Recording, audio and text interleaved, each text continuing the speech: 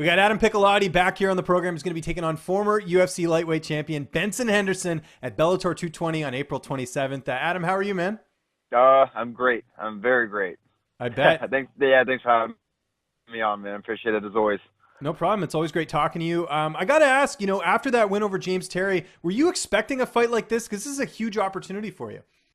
Absolutely. To be completely honest, I've been hoping for this fight in particular for quite some time now. Or even any fight kind of a similar stature. I've always wanted to fight like a Huerta or something like that. But Benson's been numero uno on my hit list for a long time. Just out of respect, obviously there's nothing really bad you can say about that dude. I just always wanted to fight him. Always seen him fight coming up into the game. So getting that call, I was very, very excited. Let's talk about the last fight, the win over James Terry. Great performance. I know there's a little bit of history there going into that one. You guys very respectful leading up to the fight, but that was a beatdown. I know you didn't get the finish, but that's as pretty good of a performance as you'll get for a decision. Do you agree?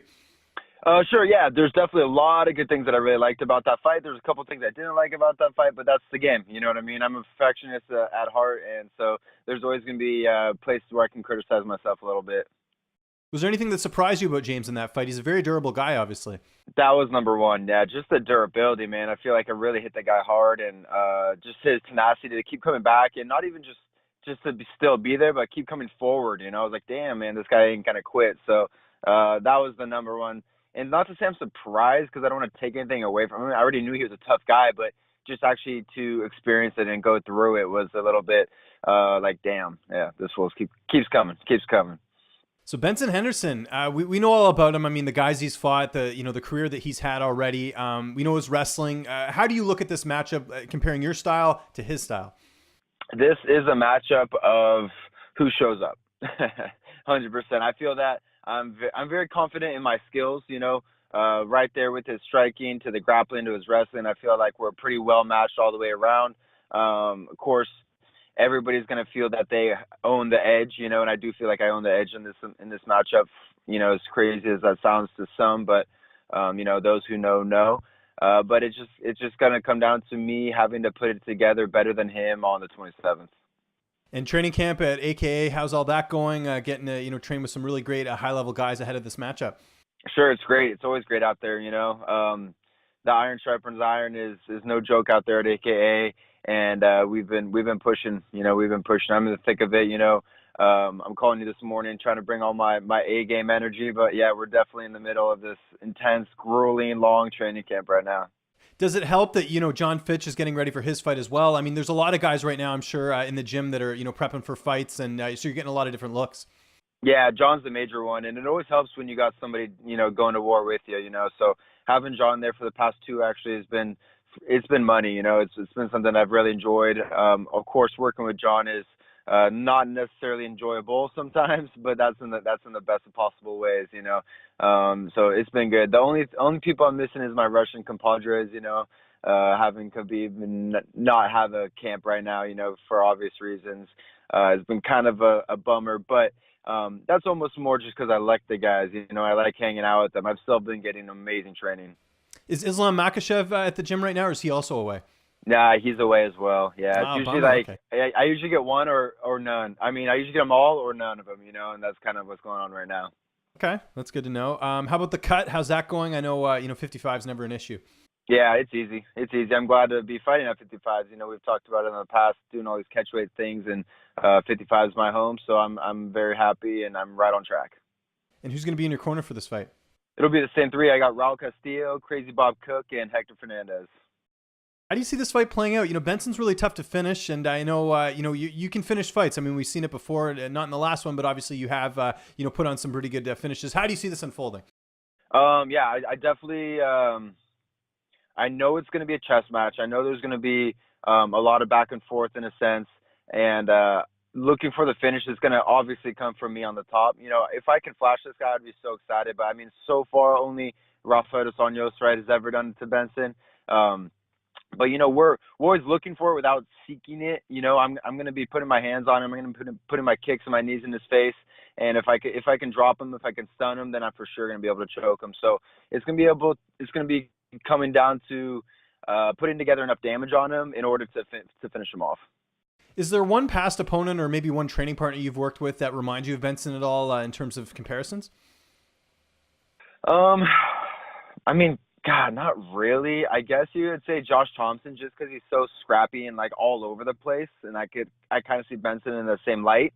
But Benson has definitely some unique qualities, like for example, his flexibility and kind of like his willingness to be in these kind of like awkward, what is generally dangerous positions. You know, he's got kind of this different thing to him. So, not really. He's kind of a tough guy to exactly emulate. You know, and then a lot of times it's hard to find a good southpaw. So, you know, it's tough. It's tough. He's definitely a unique character. And so it's going to be, yeah, like I said before, really coming down to just putting together on that night and kind of seeing and feeling and adapting, you know, something that I've been working on in my career and just putting it together in the right way. Has Bellator talked to you about, you know, the winner of this fight? Because this is a pretty high profile matchup on a pretty big card. I would imagine that's got to put you close to a title just with his accolades and, you know, again, the run you've been on. I mean, you'll be 12-2 if you get the win here. Sure, yeah. I don't think they got to say too much. You know, I think most of us know. So that's where my head's at. Absolutely, my head's been there since day one, signing with Bellator. You know, and nothing's changed. That's still my number one goal, and you know, I see it going that way. After this fight, like, well, first of all, there is no after this fight. You know, April 27th is the only date that matters to me. It's the biggest day of my life. So it is this fight. But I mean, if you were to say after this fight, there's only, I'd say 1 to maybe 2 fights that would make any sense for me. Yeah. And one of those is definitely that title shot. Do you feel like you're the dark horse in this division? You know, we talked about this last time, the last fight, you know, the prelims, you know, and this is a high profile fight. I think it's, you know, people are starting to recognize, but, you know, when you talk about some of the title challengers, you know, for some reason your name doesn't come up. Do you find that a lot? Yes and no. You know, I got to give Bellator credit. You know, I feel that I was starting to hear a little bit of buzz before my horrible 2017, and then I had that. You know, so that's something I got to kind of live with, and which I have, and I've come back and bounced back from. So, and now that I'm back in a position, you know, of a winning streak and fighting a big name guy, you know, I'm starting to hear the buzz again. So I don't, you know, I'll take responsibility. You know, I'll take that title shot when I've earned it. And I think I'm getting close. Video games. What are you playing? We got to talk some video games before we get out of here. That's usually a theme in these interviews. Absolutely. Yeah, man. I'm stuck. I play World of Warcraft. That's all I can play. I've tried to expand my horizons. You know, the recent Super Smash Brothers came out, right? And my roommate is actually like super into it. He's like ranked something crazy online, and he's gonna start streaming it and stuff like that. So I'm like, maybe I'll dabble. But I've been doing a lot of World of Warcraft PvP right now. Yeah, that's about it. If any of y'all play World of Warcraft PvP, just shoot me a DM, please. I'd love to play with you. I got like 2 friends online, so. Oh wow, we got to expand that. I could definitely use some more. Now, do you bring this? This was something you talked about last time. Are you bringing the system with you, or I guess where where this card is and everything? Like, do you have to bring the system with you, or will you just? Yeah. Absolutely. You know, I got a gaming laptop for that reason exactly. Even at my house, my gaming laptop is my home desk rig. Hoping to change that, Alienware. If you're listening to this, I don't need any money. I would like a product sponsorship. So yeah, but besides that, you know what I didn't mention? I've been playing a lot with my homies is just some good old classic Call of Duty Nazi Zombies. You know, it's a good way to kill time. And so I'll probably be rolling out to San Jose to the Marriott with my computer and also with my PS4. Good stuff. Coming equipped. Well, I imagine so because this is such a big fight. It's coming up here April 27th. It is Bellator 220. Adam, always appreciate the time, man. Just remind people where they can find you on social media. And if you have any sponsors or shout outs, the floor is yours. Yeah, man. Just at Adam Piccolotti. I'm on Twitter. I'm on Instagram. I'm on Facebook. All that good stuff. My big platform is definitely Instagram. I do my best to get back to y'all there if you all DM me or whatever.